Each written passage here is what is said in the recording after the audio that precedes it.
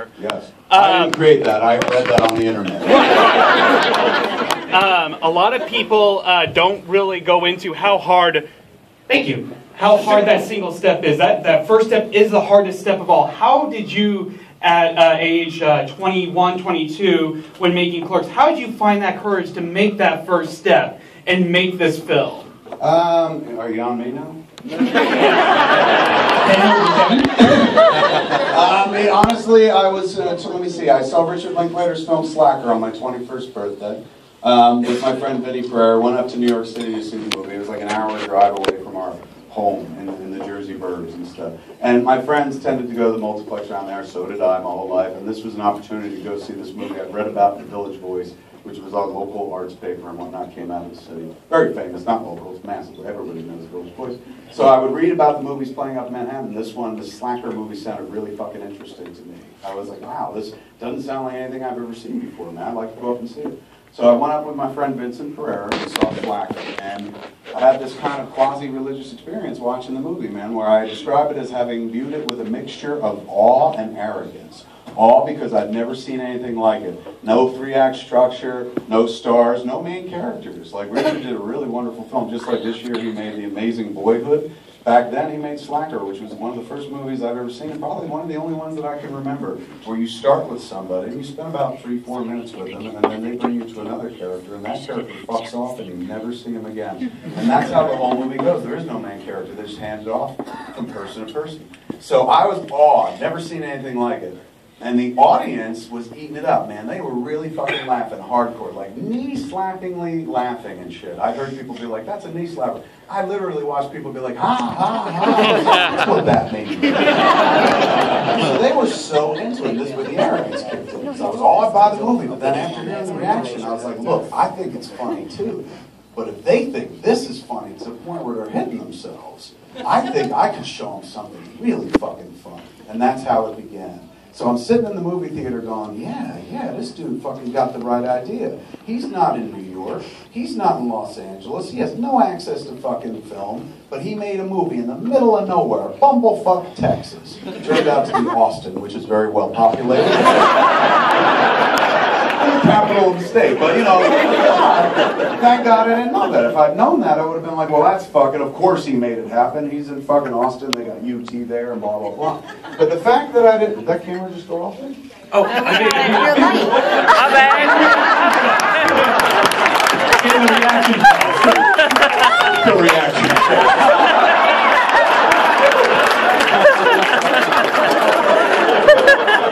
So, after the movie... I'm trying to get you in a film.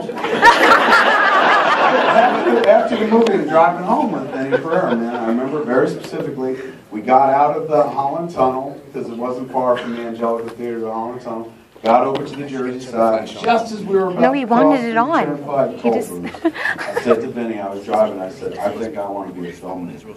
And he was like, yeah, and Vinny always wanted to be a filmmaker. He was the first person I ever met that was like, I'm going to be a director. I was like, what's that? And, you know, he's like, Steven Spielberg. I was like, you're going to be Steven Spielberg? How is that possible? You know, and he had to explain there are people that do this job, and they're not just born into Hollywood. Anybody can do this sort of thing. I was like, really? He was the guy that explained aspect ratios to me. Like nowadays, you watch DVD, Blu-ray, or whatever the fuck, everything's letterboxed, and everybody's totally cool with that. But there was a time when everything was full frame and whatnot, thanks to the wonder of VHS and pan and scan tapes. So the whole image of the TV, the square TV, the ones that you may not remember because it was eons ago, they would have, you know, the sides of the movie cut off, the movie be cropped and shit. And so now you watch movies letterboxed, you get the whole image as projected in the theater. But back then, motherfuckers like me would see that like black bars on top and bottom and be like, fuck you, my money back. You kept half the movie, you know? And so Vinny was the first one to be like, no, that's called aspect ratio, and that's based on how it's projected. And he was my first film school. And so as we came home from Slacker, just before I fucking paid the toll, man, I was just like, that's what I want to do. I want to try it. If that dude can do that in bumblefuck Texas, why can't I fucking try it in Highlands, New Jersey, man? I think I might have a story to tell and shit.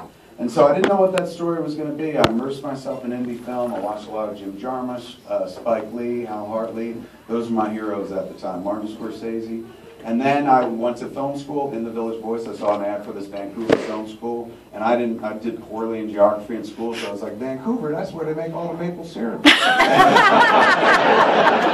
I was kind of right, like fucking they do make maple syrup in Canada, but I was thinking of Vermont, which also begins with a V.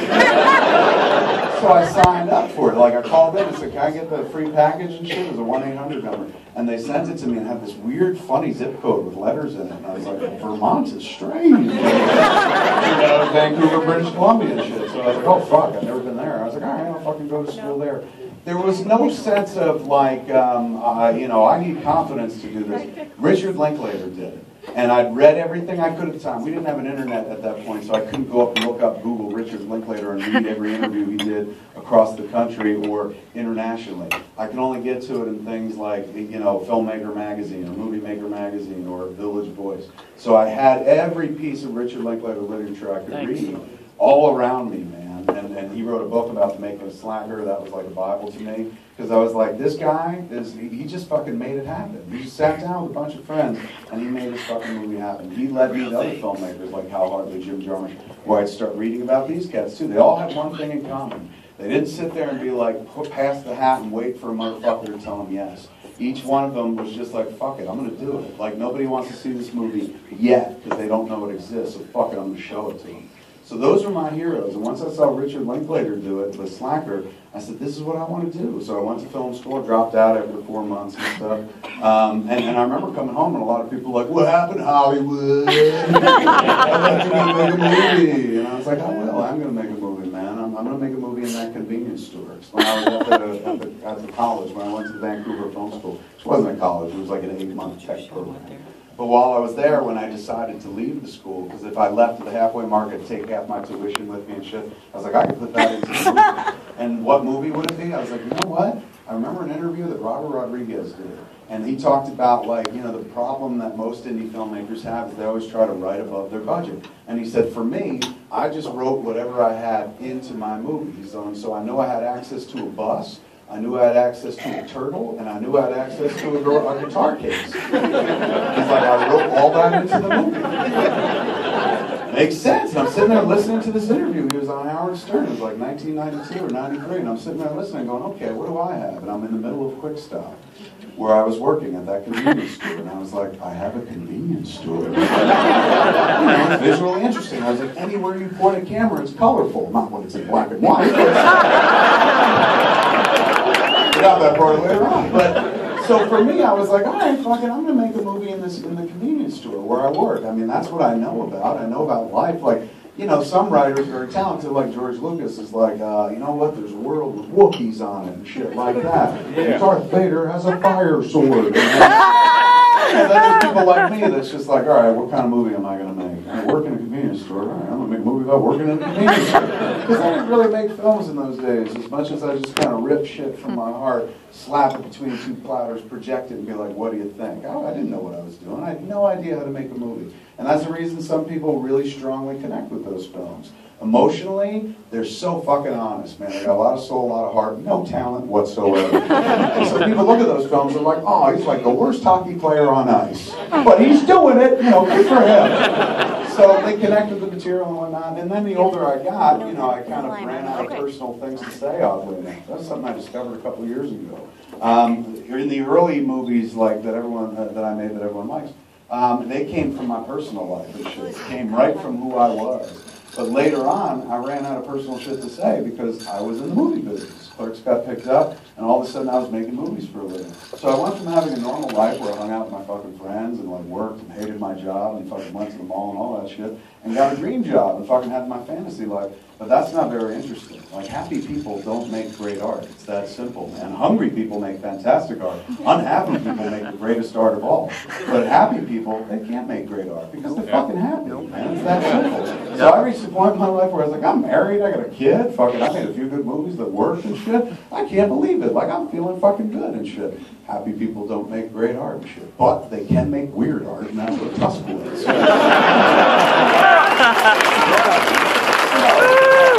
To answer the question, though, there was never a moment where I was just like, oh, this won't work. The only time I felt trepidation and weak in the knees, and the only time where I was like, fuck, I'm screwed, was the very first screening of Clerks. I'd worked real hard to get to this IFFM, the independent feature film market, even before Sundance. I didn't even think about going to Sundance because I was like, at Sundance they have movies in color and they got movie stars in them. Our movie's black and white, no color, like we might as well not even submit. So I was going for this IFFM thing.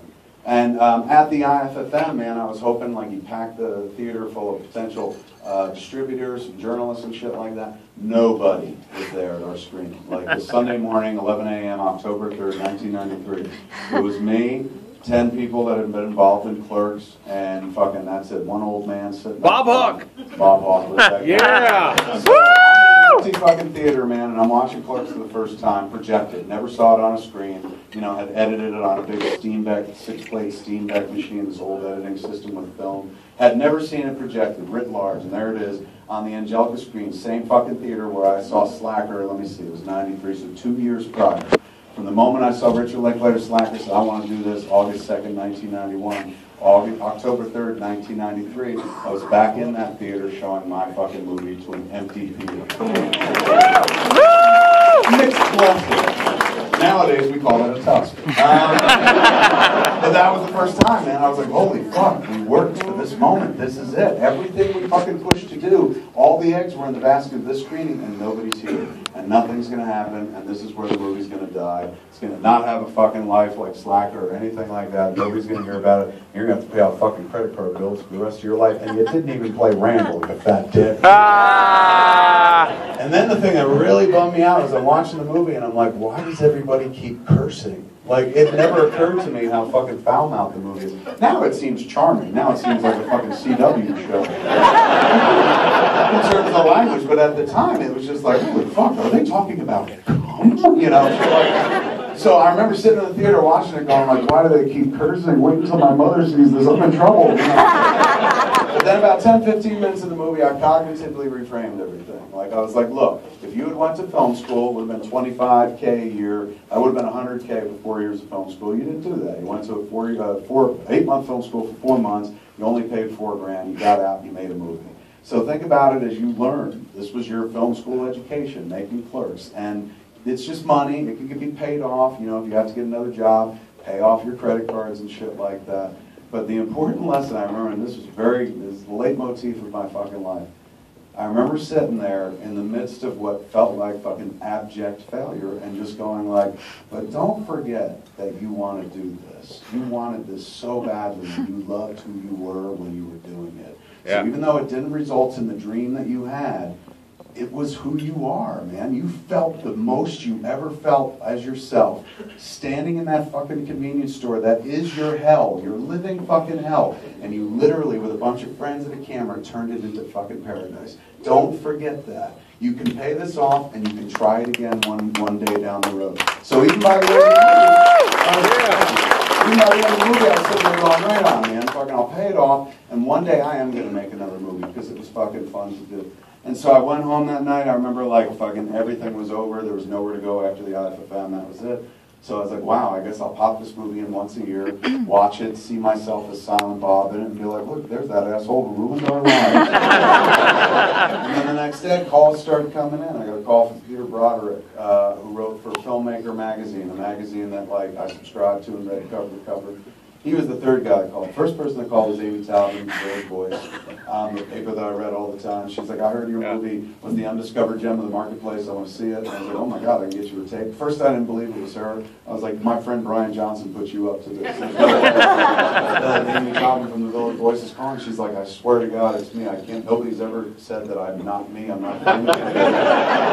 But she was famous in my world because I had a framed article right above my desk of an article that she had written in the Village Voice about Richard Linklater. So I saw her name every day of my life for about 2 years, and there she was on the phone. And I said, who told you about the movie? Nobody was fucking there. She goes, I'm not at liberty to say. But he was a huge fan.